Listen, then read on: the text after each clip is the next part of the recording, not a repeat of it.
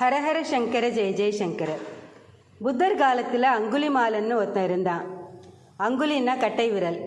அவன் 1000 பேரோட கட்டை விரலை மாலையாக கோத்து போட்டுக்கணும்னு சங்கல்பம் பண்ணியிருந்தான்.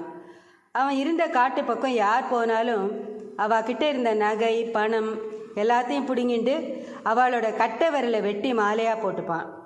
அதனால் யாருமே அவன் இருந்த காட்டு பக்கம் போக மாட்டா. ஒரு சமயம் புத்தர் அந்த அங்குலிமாலன் இருந்த காட்டு பக்கம் போக நினைச்சார்.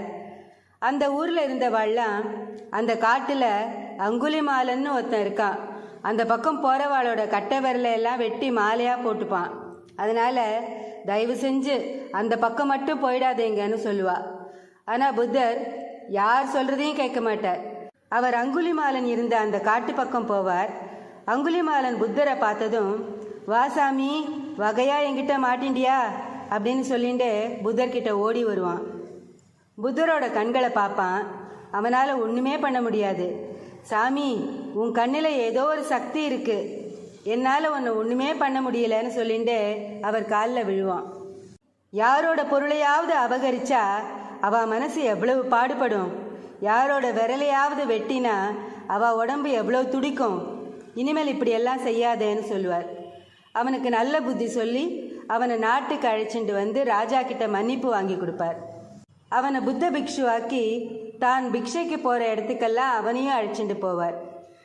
அங்குலிமாலன் ரொம்ப நல்லவனாயிட்டான்.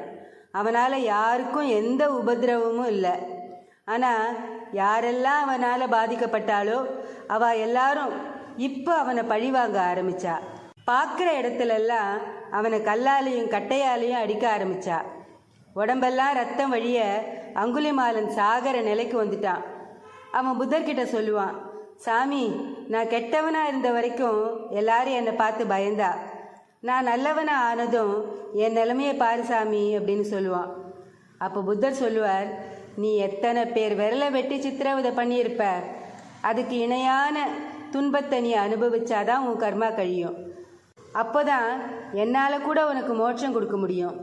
அதனால் நான் இருக்கிறச்சேயே என் பார்வையிலேயே கர்மாவையெல்லாம் அனுபவித்து தீர்த்துடு, அப்போ தான் நீ இந்த உலகத்தில் திரும்பி பிறக்க மாட்டேன்னு சொல்லுவார். உண்மைதாங்க.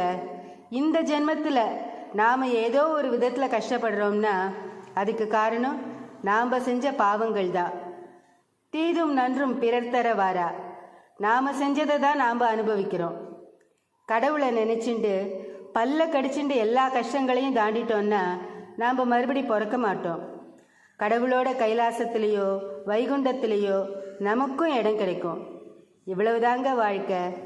கடவுள் நிஜம், நாம் நிஜம், அதுக்கு மேலே எதுவுமே இல்லை. ஸ்ரீ மகாபெரிவா திருவடிகளே சரணம். ஹரஹர சங்கர ஜெய ஜெய சங்கர. காஞ்சி சங்கர காமகோட்டி சங்கர.